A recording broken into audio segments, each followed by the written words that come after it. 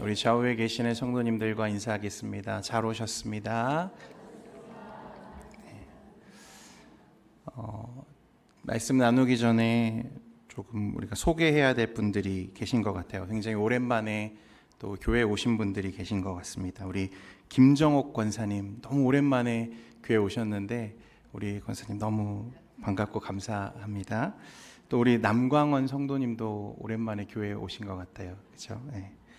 그리고 우리 또 민장로님 오랜 또 수술 이후에 또 회복의 과정이 쉽지 않았을 텐데 잘 떨치시고 오늘 예배에 참석하셨습니다. 우리 하나님께 영광의 박수 올리겠습니다. 네, 감사합니다. 오늘 우리 동현교회 예배에 오신 모든 성도님들을 주님의 이름으로 축복하고 사랑합니다.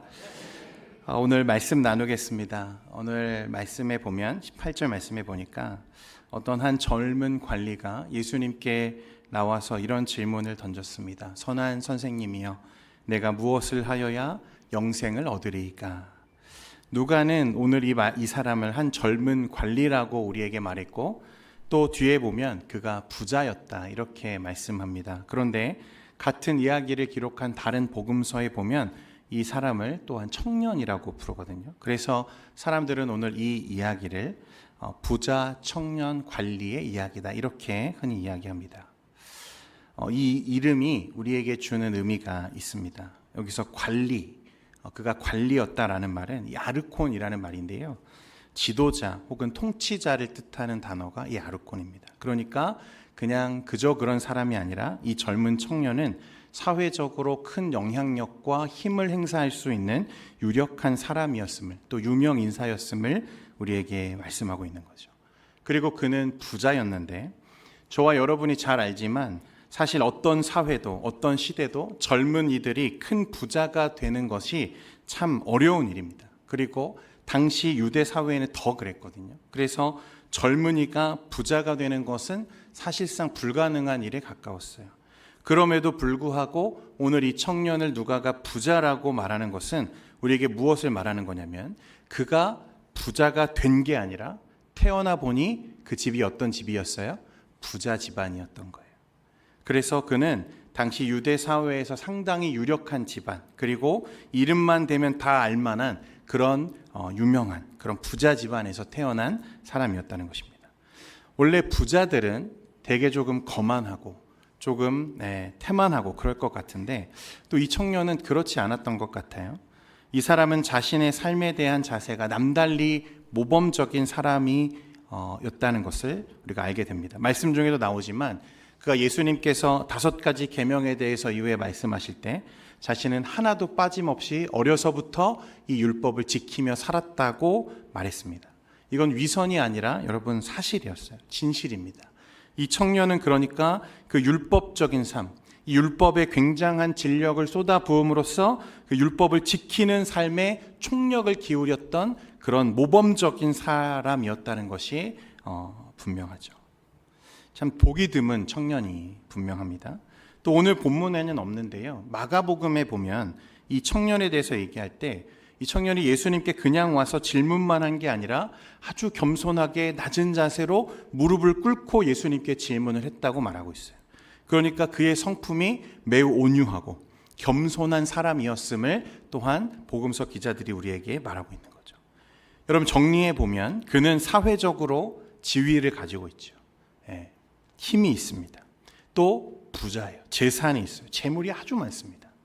그리고 거기다가 아주 자신의 삶에 대해서 진지하고 종교적인 열심을 가지고 있고 율법적인 도덕적인 삶을 살기 위해서 끊임없이 노력하는 사람이었고 거기다가 인격까지 두루 갖춘 아무것도 부족한 것이 없어 보이는 이 당대 최고의 엄친아가 이 청년이었던 거죠.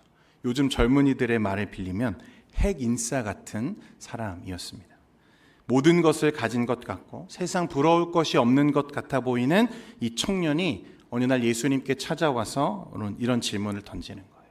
선한 선생님이여, 내가 무엇을 하여야 영생을 얻으리이까?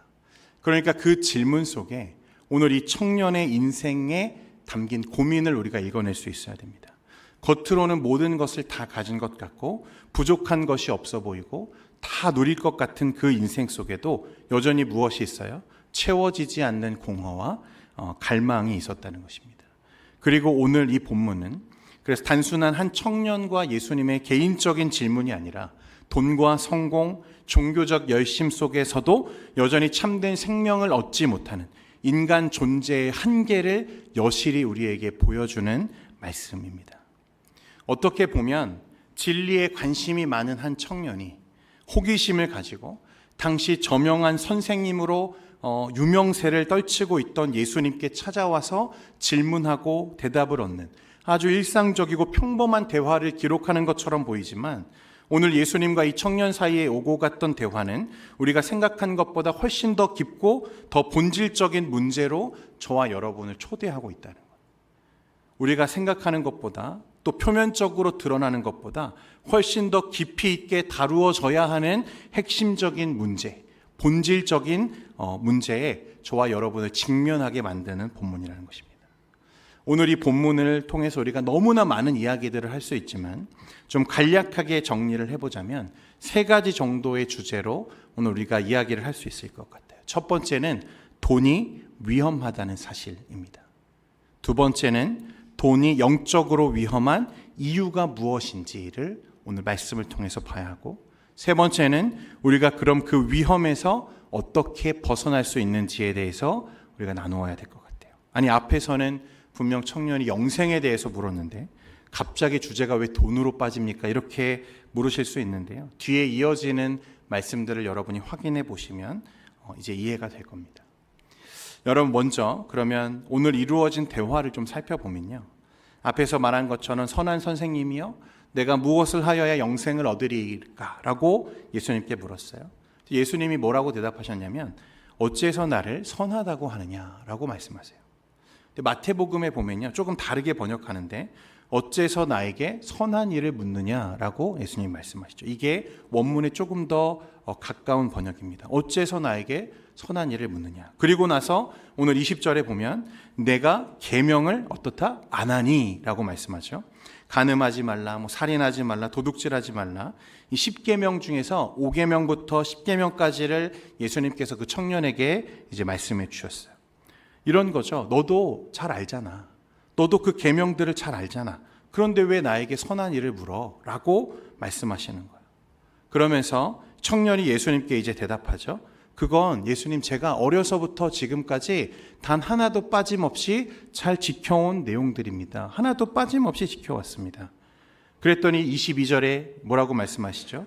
예수님께서 내게 아직도 한 가지 부족한 것이 있는데 무엇입니까? 내게 있는 것을 다 팔아서 누구에게? 가난한 자들에게 나누어 주라.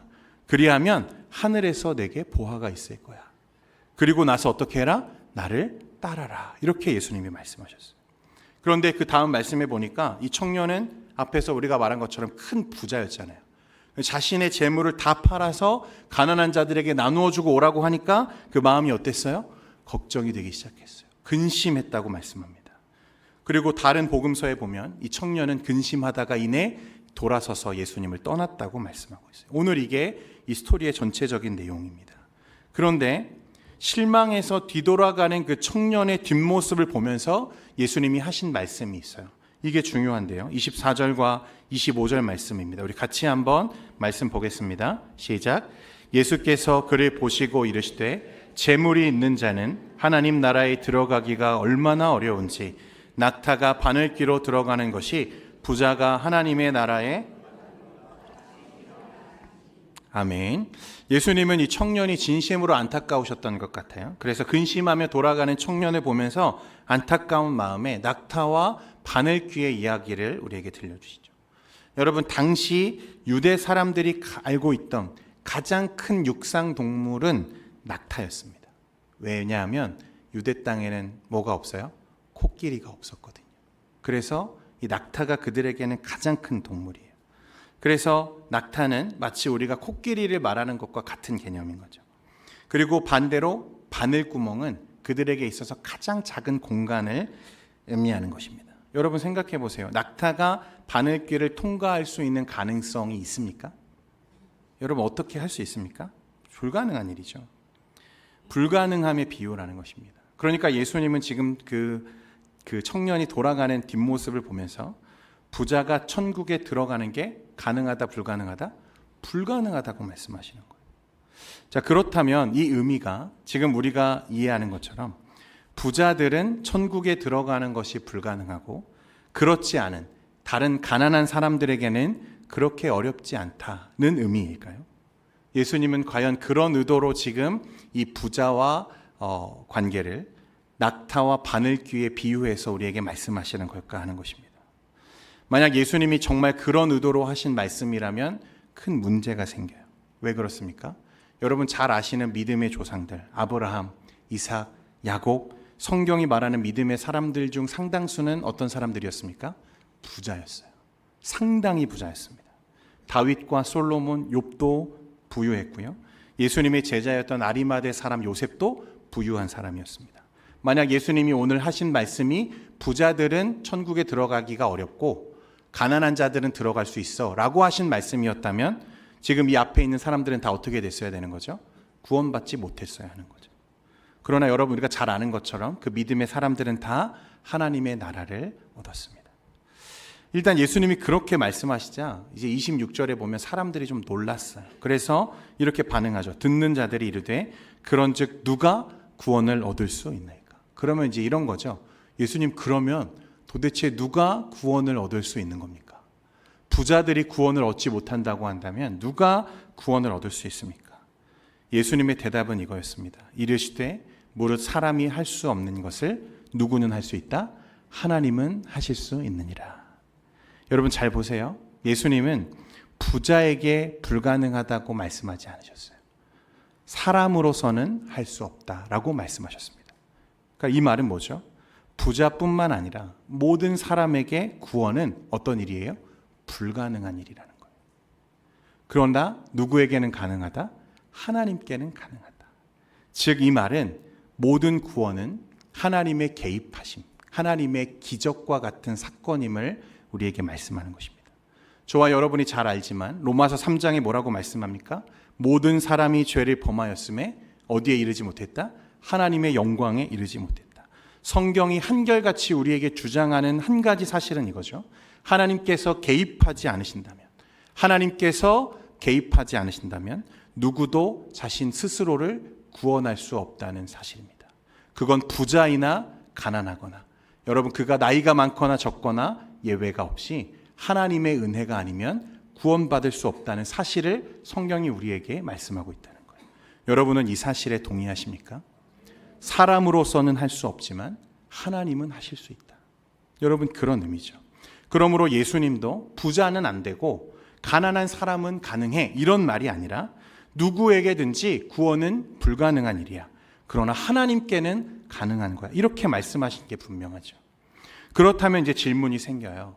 왜냐하면 예수님은 특별히 왜 이 부자들을 오늘 지목하시고 주목하게 하시는가 하는 것입니다. 왜 하필 부자들을 별도로 이렇게 강조하셨는가 하는 거죠. 단순히 그 청년이 부자였기 때문이 아니에요. 그 이유는 무엇이냐면 돈, 물질이 우리의 모든 영적인 문제를 훨씬 더 나쁘게 만드는 힘을 가지고 있기 때문에 그렇습니다. 다시요.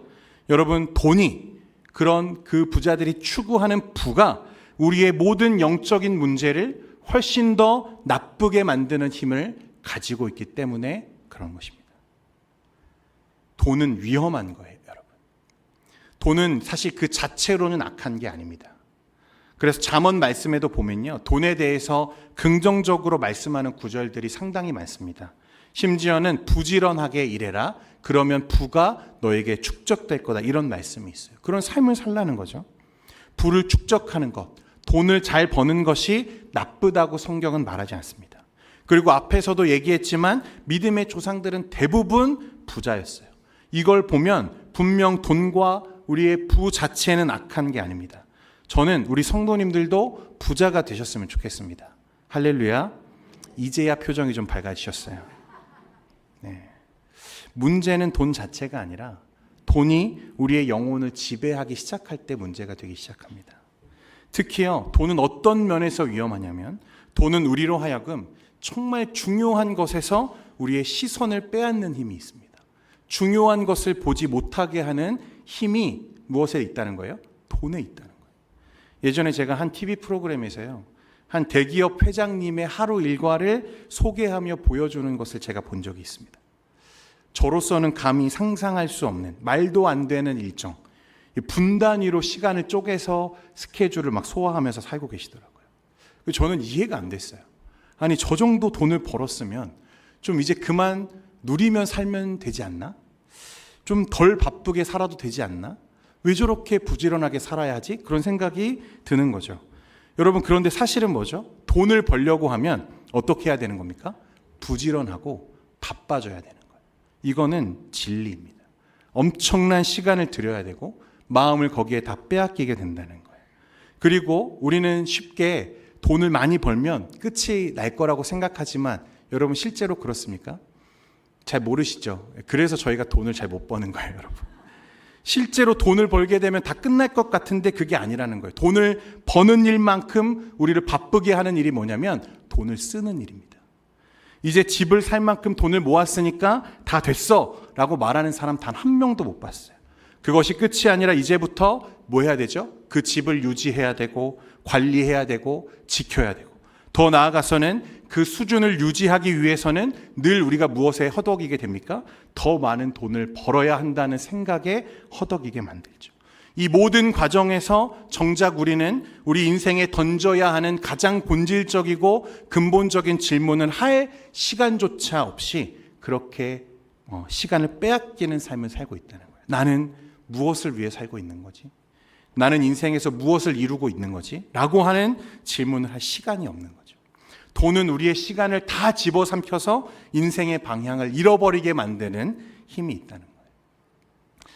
여러분, 제 아버지는요, 제가 어렸을 때 사업을 하셨습니다. 지금은 정리를 하셨지만 그때는요 굉장히 좀 잘 되던 때가 있었어요. 해외 공장이 3군데 이상 있었고요.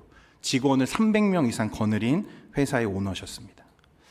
그런데 아버지의 사업이 번창하면 번창할수록 어떻게 돼요? 더 바빠져요. 그와 정비례하게 가족들과 지내는 시간들이 줄어들기 시작하더라고요. 그래서 제가 초등학교 6학년 때 가족 여행을 마지막으로, 저희 가족은 근 10년 동안 제가 성인이 될 때까지 가족 여행을 단 한 번도 가지 못했습니다. 나중에 아버지가 이제 자녀들을 낳아 키우는 저를 보면서 어떤 말씀을 하시냐면, 아들아, 너는 절대 나처럼 살지는 말아라. 그런 말씀을 하세요. 그때는 사업이 가족을 위한 일이라고 생각했고 그 사업을 번창시키는 게 내 인생의 가장 중요한 일이라고 생각해 하셨다는 거죠. 그런데 지나고 보니까 그것과는 바꿀 수 없는 너무나 소중한 내 아들의 어린 시절, 내 딸의 청소년 시절, 너희가 자라고 또 빛을 내는 그 모습을 난 한 번도 제대로 지켜본 적이 없더라. 이렇게 말씀하시는 거예요. 후회되는 거죠. 시간이 지나고 보니까 물질로는 살 수 없는 것들이 있더라. 돈으로는 바꿀 수 없는 것이 인생에 있더라. 더 중요한 것들이 있다는 것을 그 뒤늦게야 깨달았다는 거예요. 그래서 너는 나처럼 살지 마. 그렇게 말씀하시더라고요. 돈은 우리를 바쁘게 만들어요. 중요한 것을 보지 못하게 만드는 힘이 있다는 것입니다. 또 돈이 위험한 이유는요, 우리를 깊이 착각하게 만든다는 데 있어요. 돈이 있으면 여러분 어떤 마음이 드세요? 편안하죠. 안전하다고 여겨요. 다 괜찮을 것 같은 느낌이 들죠. 그런데 정말 그렇습니까? 여러분, 돈이 우리를 정말 안전하게 만들어 주던가요? 여러분, 죽음 앞에서 돈이 힘이 있습니까? 사랑하는 사람의 죽음을 돈이 막아줄 수 있나요? 무너지는 건강, 갑작스러운 비극, 모든 인생이 반드시 마주하게 되는 그런 순간들에서 돈은 아무런 힘이 없어요. 돈은 결코 우리의 구원자가 아니라는 거죠. 오히려 돈을 붙들면 붙들수록 우리는 진짜 구원을 준비하지 못한 채 빈손으로 서게 되는 순간을 맞이하게 되는 거죠. 그래서 돈은 결국 우리를 준비되지 못하게 만드는 결과를 가져와요. 그런데 돈이 많으면 사람들은 내가 안전하다고 착각해요. 괜찮다고 착각해요. 그러다가 막상 인생의 문제 앞에 딱 서보면 그것이 나를 전혀 지키지 못한다는 사실 앞에 더 크게 무너짐을 경험하게 되는 것입니다. 돈이 내 삶의 의미를 지배하기 시작하면 우리는 하나님을 향한, 하나님 나라를 향한 시선을 반대로 잃어버리게 되는 거예요. 돈은 단지 삶의 의미만 왜곡시키는 것은 아닙니다. 돈은 우리 자신에 대한, 내 자신에 대한 이해까지 바꾸는 힘이 있어요. 여러분, 잠언 30장 8절과 9절 말씀 같이 한번 읽겠습니다. 잠언 30장 8절과 9절입니다. 시작. 곧 헛된 것과 거짓말을 내게서 나를 가난하게도 마옵시고 부하게도 마옵시고 오직 필요를 양식으로 나를 먹이시옵소서. 혹 내가 배불러서 하나님을 모른다 여호와가 누구냐 할까 하오며 혹 내가 가난하여 도둑질하고 내 하나님의 이름을. 여러분, 참으로 지혜로운 기도죠. 가난은 사람을 원망하게 만들어요. 분노하게 만들고 심지어 도둑질하게 만들기까지 하죠. 여러분, 3일 굶으면 담벼락 안 넘을 사람 없다고 했어요. 그래서 가난이 위험한 건 우리 모두가 다 알아요. 가난을 그래서 구하지 않죠. 그런데 잠언 기자는 뭐라고 또 말합니까? 부도 위험하다고 고백해요. 왜냐하면 부유해지면 어떻다는 거죠? 내가 여호와가 누구냐? 하나님을 잊어버릴까 두렵다는 거예요. 돈이 어떤 힘이 있다는 거예요? 하나님을 잊어버리게 하는 힘이 있다는 것입니다. 그래서 돈이 무서운 거예요. 여러분, 겉으로는요 하나님 없다 말하지는 않아도요 실제로는 하나님을 찾지 않고 살아가게 만드는 게 돈이에요. 돈이 우리를 실제적 무신론자로 만들어버린다는 사실입니다. 그래서 돈은 진짜 필요를 못 보게 하고, 돈은 내 연약함을 직면하지 못하게 만들고, 돈은 내가 은혜 아니면 살 수 없다는, 살 수 없는 죄인이라는 사실을 못 보게 만드는 거예요. 그래서 돈이 어떻다? 위험하다. 돈은 위험한 거예요. 그래서 잠언 기자는 이렇게 기도하죠. 주님, 가난하게도 마옵시고, 어떻게도 마옵시고, 부하게도 마옵시고, 오직 필요한 양식으로 나를 먹이시옵소서. 여러분, 이것이 돈의 힘이에요. 돈은 단순한 경제 문제가 아닙니다. 돈은 영적인 문제예요. 우리의 시선을 빼앗고 정체성을 흔들고 하나님을 잊게 만드는 영혼의 싸움이라는 것입니다. 그래서 주님은 부자가 하늘나라에 들어가는 것이 낙타가 바늘귀에 들어가는 것보다 더 어렵다고 우리에게 말씀하시는 거예요. 두 번째로 돈이 영적인 위험이 되는 이유는요, 돈은 단순한 물질을 뛰어넘어서 신이 될 수 있는 존재이기 때문에 그렇습니다. 가장 강력한 우상. 그래서 성경은 물질을 맘몬이라고 말하고 그것이 가짜 하나님이 될 수 있다고 우리에게 말하죠. 여러분, 본문을 자세히 보면요, 예수님이 부자 청년에게 어떻게 말씀하시죠? 내가 가진 모든 것을 팔아서 가난한 자들에게 주라. 그러면 무엇이? 하늘의 보화가 내게 있을 거야. 그렇게 말씀하시죠. 그런데 중요한 건 예수님이 왜 그에게 이렇게 말씀하셨는가 하는 것입니다. 여러분, 이것 좀 이해하려면요, 누가복음 16장 14절 말씀을 좀 우리가 봐야 되는데요. 14절 말씀 잠깐 보겠습니다. 같이 읽겠습니다. 시작. 바리새인들은 돈을 좋아하는 자들이라. 바리새인들이 무엇을 좋아한다고 말하죠? 돈을 좋아한다. 여러분, 근데 이건 단순히 돈을 좋아하는 그런 의미가 아닙니다. 바리새인들이 가진 신앙의 핵심과 본질이 어떤 거였냐면요, 그들은 어떤 믿음을 가지고 있었냐면 모든 만물의 주권과 주인은 누구시다? 하나님이시다. 이런 믿음을 가지고 있었습니다. 이게 바리새인들의 믿음의 본질이었어요. 여기까지는 문제가 있어요, 없어요? 전혀 없죠. 그런데 여기에서 그들의 잘못된 탐욕이 어떤 왜곡된 해석과 그런 시대적인 해석을 형성하기 시작했는가 하면, 하나님이 만물의 주인이시라면 부자들이 가진 물질을 그럼 누가 주신 거죠? 하나님이 주신 거죠. 하나님이 물질을 주신 거예요. 그러면 가난한 자들은 어떻습니까? 하나님이 안 주신 거예요. 그들의 이해대로라면 하나님께로부터 복을 받지 못한 자들이에요. 누가요? 가난한 자들. 여기서 잘못된 해석을 붙이는 거예요. 부자는 하나님이 물질의 복을 주신 증거이고, 하나님이 귀하게 여기시고 하나님이 사랑하는 자들이고, 가난한 자는 하나님께 복을 받지 못한 자, 곧 저주받은 대상이라는 왜곡된 신앙이 그 당시 누구에게 형성되어 있었어요? 바리새인들과 그 당시 시대에 형성되어 있었다는 것을 말하는 것입니다. 바리새인들의 인식, 그 세계를 형성하고 있던 왜곡된 율법에 기초된 뿌리들이 이런 것들이었어요. 그러니까 바리새인들은 단순히 물질을 좋아하는 정도가 아니라 물질을 신뢰하는 자들이었어요. 그리고 이것이 바리새인들뿐만 아니라 그 시대를 형성하고 있던 그 시대의 모습이기도 했다는 것입니다. 그래서 당시에 어떤 일들이 버젓이 일어나고 있었는가 하면, 여러분 안식일 규례만 놓고 보면 생각해 보십시오. 부자들이 안식일을 지키는 게 쉬울까요? 아니면 가난한 노예들이 안식일을 지키는 게 쉬울까요? 부자들이 안식일을 지키는 게 형식적으로는 훨씬 더 쉬운 일이었어요. 왜냐하면 부자들은 종들을, 노예들을 마음껏 부릴 수 있었기 때문에 그렇습니까? 반대로 노예들은 먹고 살아야 되니까 종살이를 해야 되는 삶 속에서 일을 시키면 안식일에도 나가서 어떻게 해야 되는 거죠? 일을 해야만 했던 거죠. 안식일을 지킬 수가 없었다는 거예요. 그러니까 부자들은 어떤 일을 하는 거예요? 자신은 안식일을 지켜야 되니까 일을 해요, 안 해요? 안 해요. 반대로 누구를 시켜요? 자신의 일을 종들에게, 노예들에게 부역을 시키는 거예요. 그들은 가난 때문에 하나님을 섬기는 일조차 하지 못하게 만드는 거죠.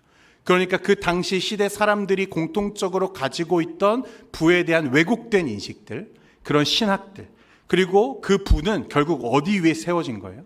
잘못된 신학 위에, 그리고 왜곡된 시선 위에, 그리고 가난한 자들을 착취하는 그런 삶 위에 세워진 것들이었음을 우리에게 말씀하는 거죠. 그러니까 예수님이 이 청년에게 내 모든 소유를 팔아서 가난한 자들에게 나누어 주고, 그리고 나서 어떻게 해라? 나를 따르라. 여러분, 이 말씀은 단순히 돈을 버려야만 천국에 갈 수 있다, 그런 조건을 우리에게 말씀하는 게 아니에요. 내가 지금까지 추구해왔던, 왜곡되어져 있던 이 땅의 보화를 버리면 무엇을 얻게 될 거야? 하늘의 보화를 내가 얻게 될 거라고 말하는 거예요. 예수님은 그 청년이 가지고 있던 이 신앙관, 인생관, 그가 추구하던 안전, 나의 구원, 나의 생명, 그것은 네가 찾고 있던 그 땅의 보화 가운데 있는 게 아니라 어디에 있다고 말씀하시는 거예요? 하늘의 보화, 다른 데가 아니라 내 안에 있는 거야. 네가 찾는 그 생명은, 영생은 지금까지 네가 찾아 헤맸던 그런 삶 속에 있는 게 아니라 어디에 있다고요? 예수 안에 있다는 것을 주님이 말씀하시는 거예요. 그래서 무엇해라? 네가 가진 모든 것을 팔아서 가난한 자들에게, 그동안 착취해온 자들에게 나누어 주고 누구를 따르라? 예수를 따르라. 그러면 하늘의 보화가 너에게 있을 거예요. 여러분, 만약 여러분이 돈을 신뢰하고 있다면, 돈을 통해서 자기의 의미와 안전을 얻으려고 하고 있다면, 여러분, 돈은 곧 여러분의 구원자가 되는 것입니다. 돈이 진짜 영적으로 위험한 이유는 돈이 신이 되고 하나님이 될 수 있기 때문에 그런 거예요. 예수님은 여기서 하시는 말씀은 이런 거예요. 나는 네가 네 땅의 보화를 버리고 나를 따르기를 원한다. 왜냐하면 네가 그 가짜 신을 버릴 때 진짜 하나님을 만나게 될 거기 때문에 그래. 네가 그 거짓된 구원자를 떠날 때 진정한 구원자를 만나게 될 거예요. 그게 누구예요? 예수님이신 거예요.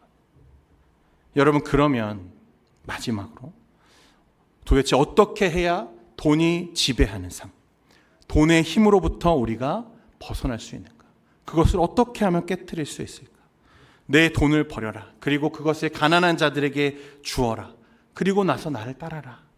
그러면 하늘의 보화를 얻게 될 거야. 여러분, 누가 자신의 재산을 그렇게 다 팔아서 할 수 있겠습니까? 여러분이라면 하실 수 있겠습니까? 지금 재산을 다 처분해서 주님을 가난한 자들에게 다 나누어 주고 예수님께 와라. 그럼 여러분 따라갈 분들 계세요? 참 어려워 보이죠? 어떻게 하면 이 돈이 우리를 지배하는, 만몬으로서 우리가 돈을 숭배하는 그런 삶에서 벗어날 수 있는가? 그것은 단 하나입니다. 단 하나. 예수 그리스도가 진짜 보화라는 것을 발견하는 것입니다. 예수가 진짜 보화라는 것을 깨닫는 것입니다. 할렐루야. 예수님을 최고의 보화로 우리가 인식하지 않는 한 우리는 결코 돈의 힘에서부터 자유로울 수가 없는 거죠. 우리가 이 자리에 앉아서 예배하는 그 순간에도 여러분, 우리는 여전히 무엇의 지배를 받아요? 물질적인 욕심의 지배를 받아요. 자유할 수가 없어요. 그리고 이 시대가 어떤 시대입니까? 자본주의 시대잖아요. 자본이 신이 되어 있고 그것을 당연하게 여기는 시대를 우리가 살고 있는데, 어떻게 하면 그 지배에서 우리가 자유할 수 있는가? 마태복음 13장 44절에 보면요, 한 비유가 나옵니다. 우리 같이 한번 읽겠습니다. 시작. 천국은 마치 밭에 감추인 보화와 같으니 사람이 이를 발견한 후 숨겨두고 기뻐하여 돌아가서 자기의 소유를 다 팔아 그 밭을 사느니라. 비유에 보면요, 어떤 사람이 다른 사람의 밭에서 일을 하다가 뭘 발견했어요? 보물을 발견했어요. 그 당시에는 은행 같은 게 없잖아요. 그래서 사람들이 자주 자신의 보물을 어디다가 감췄어요? 땅에다가 묻어두는 일이 많았어요. 그런데 갑작스럽게 전쟁이 나거나 재해가 일어나서 주인을 잃어버린 보물이 땅에 묻혀 있다가 발견되는 일이 실제로 종종 있었다는 거죠. 그런데 이 사람이 보니까 딱 봐도 발견된 보물이 심상치가 않아요. 한눈에 봐도 자신의 모든 소유보다 더 값진 보물이라는 것을 그가 알았어요. 그래서 어떻게 했습니까? 다시 그 보물을 땅에 그대로 묻어두고 집에 돌아갔어요. 그리고 나서 어떻게 하죠? 재산을 다 처분했어요. 그리고 나서 그 땅을 어떻게 합니까? 먼저 매입했어요. 왜 그렇게 하죠? 온전히 그 보물을 자신의 것으로 만들기 위해서. 여러분, 이와 같다는 거예요.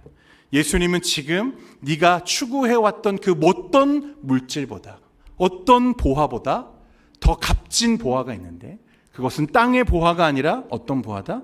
하늘의 보화다.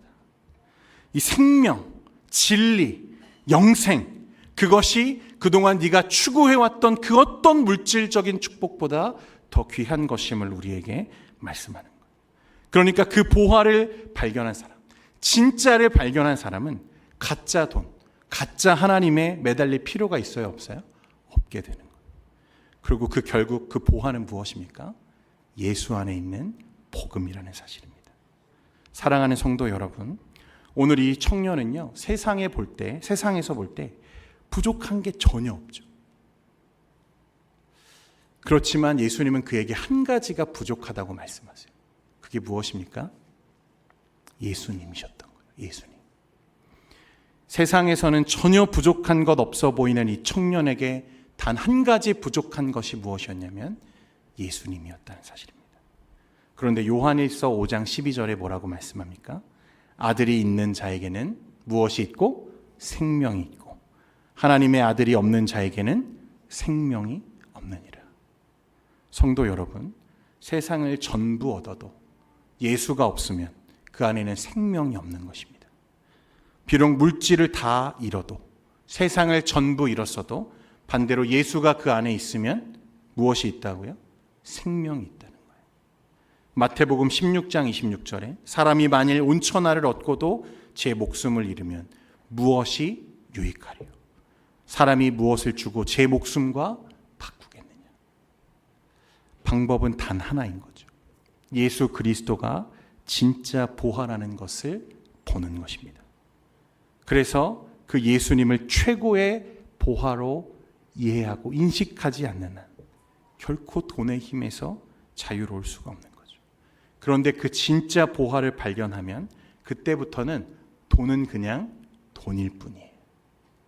돈은 그냥 나의 필요를 위해 잠시 유익한 것일 뿐 더 이상의 의미가 되지 않는다는 거예요. 그때부터는 내 돈을 나를 위해 이 땅에 쌓아놓는 것이 아니라 다른 이들을 위해, 가난한 자들을 위해 흘려보낼 수 있게 되는 거죠. 왜냐하면 나는 진짜를 가지고 있으니까. 사랑하는 성도 여러분, 이 청년은요, 근심하면서 그냥 돌아갔어요. 그런데 여러분들은 그냥 돌아가지 않으시기를 바랍니다.